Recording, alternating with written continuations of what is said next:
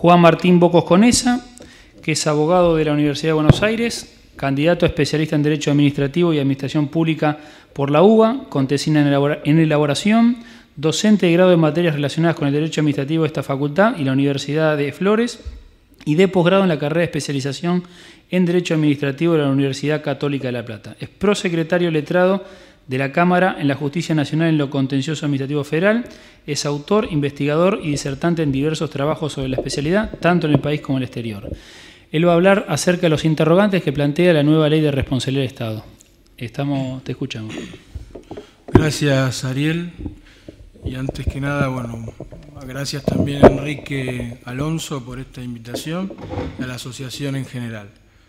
Bueno, buenas tardes.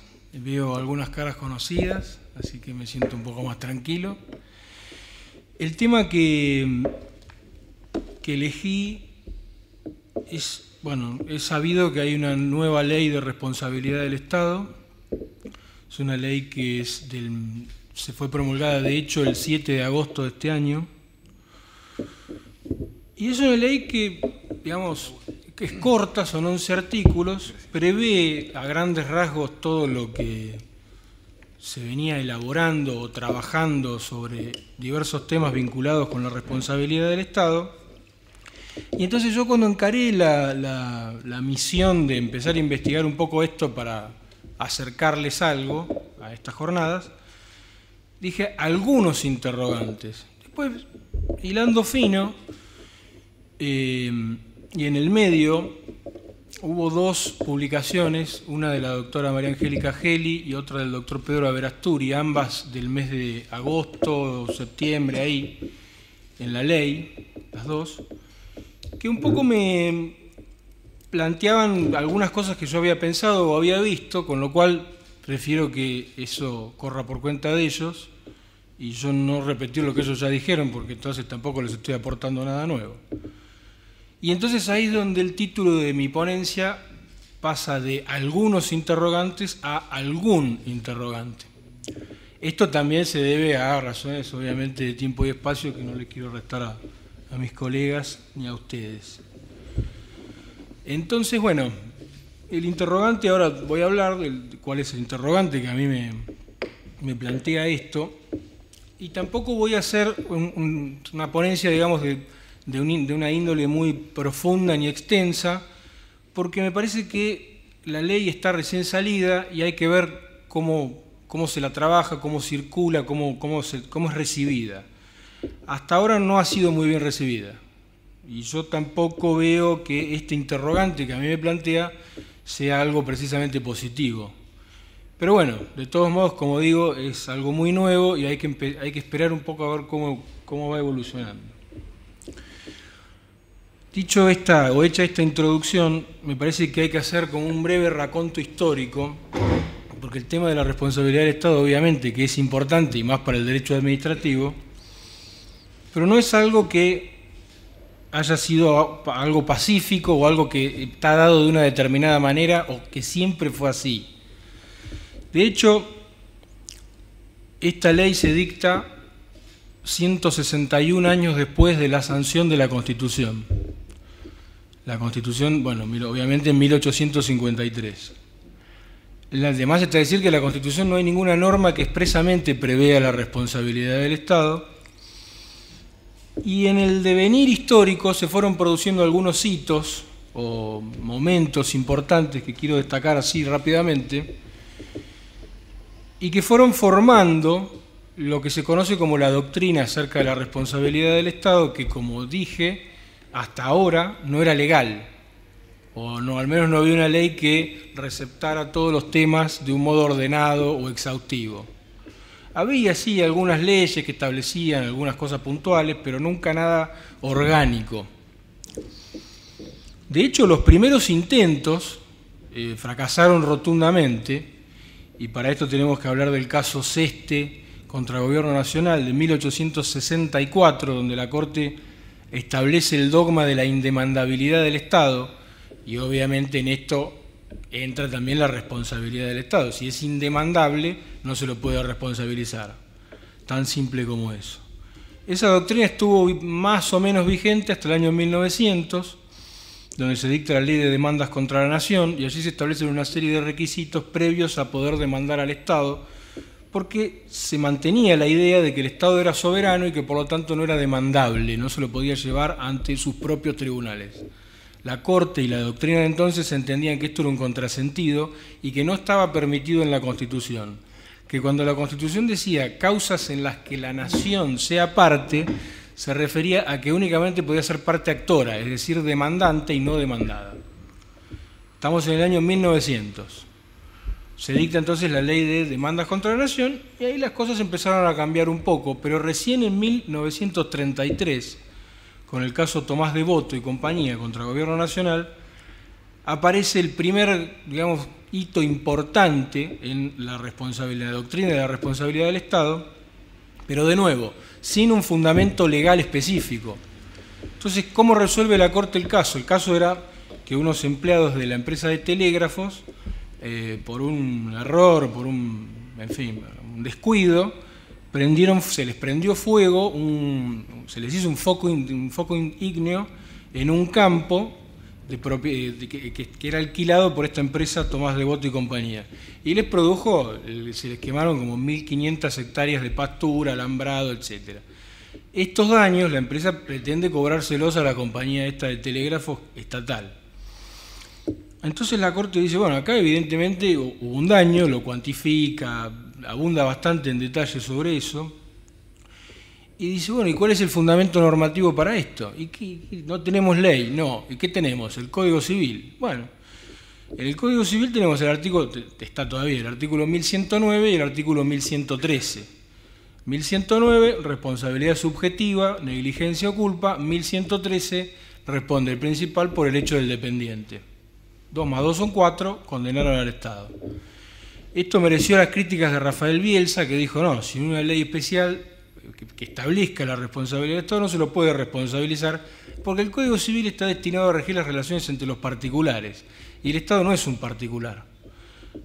Esto quedó ahí, pero la Corte un poco se hizo cargo, y unos años más tarde, en 1938, en otro caso famoso, Ferrocarril Oeste, el famoso caso Ferrocarril Oeste contra la provincia de Buenos Aires, también ahí el daño había sido producido por un error en los registros del registro de la propiedad inmueble, un informe del registro que frustra una operación inmobiliaria de la empresa actora.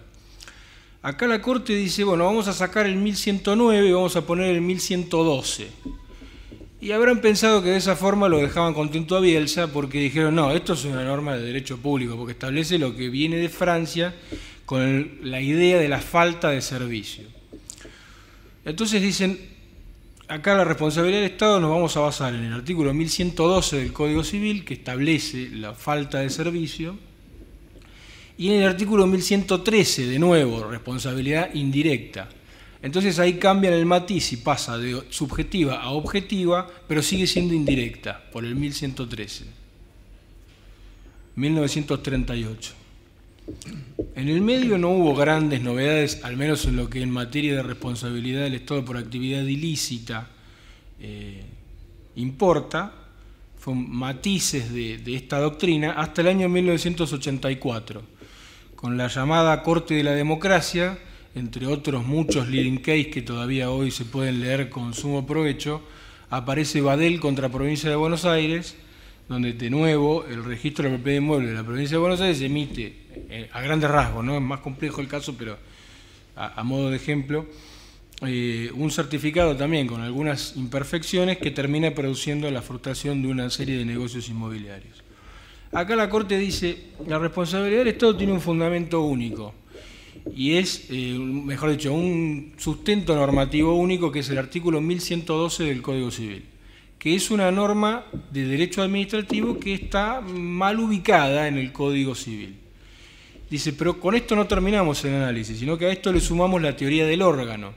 Y de este modo sacamos el artículo 1113 al menos para imputar la responsabilidad por el hecho del dependiente. Entonces, pasándolo en limpio, la responsabilidad queda de este modo.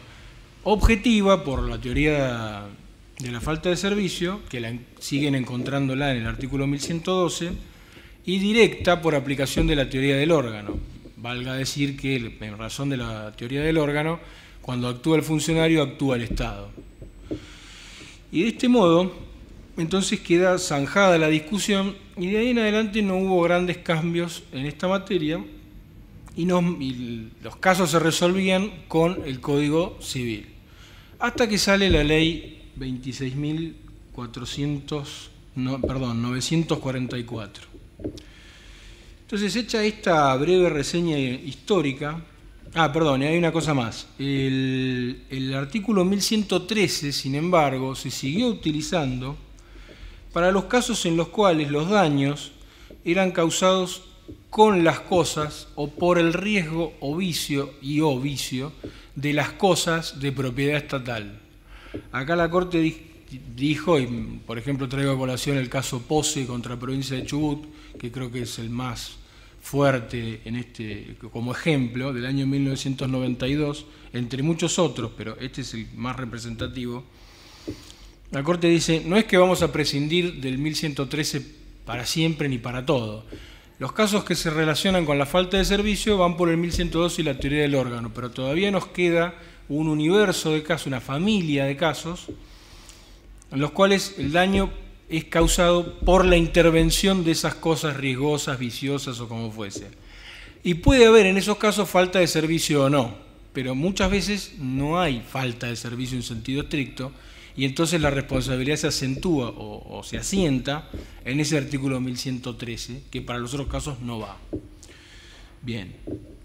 Entonces, uno dice, bueno, está bien. Casos como estos hay muchos, hay pocos. ¿Cuáles son? Para que no sean una entelequia.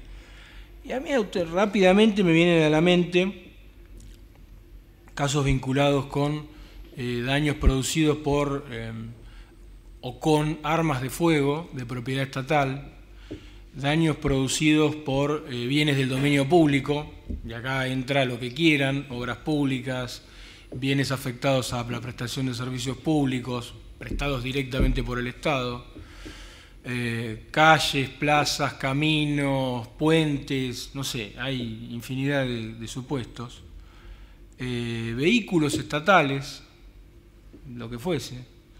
Recuerdo algún caso de un camión del ejército que atropelló gente que iba en otro vehículo. En fin, hay una serie hay muchos supuestos. Árboles, la caída de árboles, la tormenta de estos días seguramente produjo algún daño de estos. Muchas veces los árboles generalmente los árboles que están en la vía pública es sabido que son de propiedad estatal por accesión del bien del dominio público principal, que viene a ser la acera, el camino, la plaza, la calle o lo que fuese. Entonces no es tan infrecuente, no es algo menor, digamos. Y ustedes dirán, bueno, ¿y a dónde va? ¿A qué apunta? Precisamente a que la ley, la nueva ley, uno lee el articulado y a mí lo primero que se me ocurrió cuando la leí fue esto. Digo, bueno, más o menos leyendo las normas, y bueno, acá está lo de la falta de servicio, acá está lo del plazo de prescripción, acá está, no sé, la responsabilidad por actividad ilícita, acá está el alcance del resarcimiento, estaba todo más o menos en orden, lo que uno había estudiado durante años, leyendo miles de fallos de la Corte y demás, estaba más o menos plasmado en esos 11 artículos. Digo, pero acá falta algo. ¿Y qué es eso, ese algo que para mí faltaba? Algo que se relacionara con esta temática. Y digo, bueno, de última, si no está, seguimos con el Código Civil, total, hasta ahora tan mal no nos fue. Bueno, pero resulta que hay una norma de la ley que dice que no se aplica más el Código Civil, ni directa ni supletoriamente. Y ahí es donde dije, bueno, acá o se olvidaron o algo pasó. Como fuese, no lo sé si se olvidaron o lo dejaron de lado a propósito, pero eso es la inquietud entonces que a mí me produce. ¿Qué hacemos con estos casos? Porque si no podemos aplicar ni directa ni indirectamente el Código Civil, y por otra parte, el proyecto de Código Civil, ahora, el sancionado ahora, pero que entra en vigencia, si no entendí mal, en enero del año 2016, el Código Civil Unificado, Civil y Comercial, decía, ese código a su vez establece que la responsabilidad del Estado se rige por sus propias normas y a su vez dice, y sus normas y principios, y no se puede aplicar ni directa ni supletoriamente este código. Entonces, por un lado, la Ley de Responsabilidad del Estado y por otro lado, el Código Civil y Comercial nuevo, colisionan entre sí, es decir, se generan el efecto neutro, porque no se puede ni aplicar, en uno no está previsto y el otro no se puede aplicar, y a su vez ambas establecen que no se puede usar el Código Civil y Comercial. Y este es a mí el problema, la situación, lo que le encuentro a esta ley, y esto es lo que les quería transmitir hoy a ustedes. Lo único que me viene a la mente es la aplicación analógica, que bueno, pero digo que sabemos que es una operación jurídica que tiene que realizar el intérprete para suplir esta laguna del derecho que se produce, pero laguna que podría perfectamente no haberse producido, porque si estuvimos 161 años para dictar la ley, la ansiada por algunos, la esperada por otros, o la no deseada por quien sea, ley de responsabilidad del Estado, bueno, quizás esto se podría haber incluido.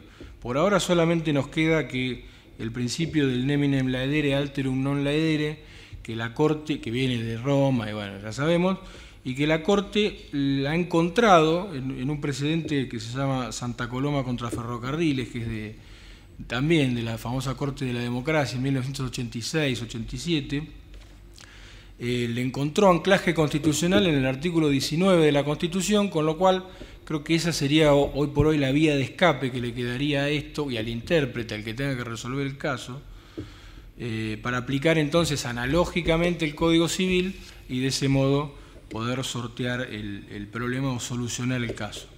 Pero, y acá va el aviso parroquial, lamentablemente es otra vez la justicia o el Poder Judicial la que en última instancia tiene que terminar diciendo algo que bien se podría haber establecido en un artículo y dejar a todos más contentos, digamos, ¿no?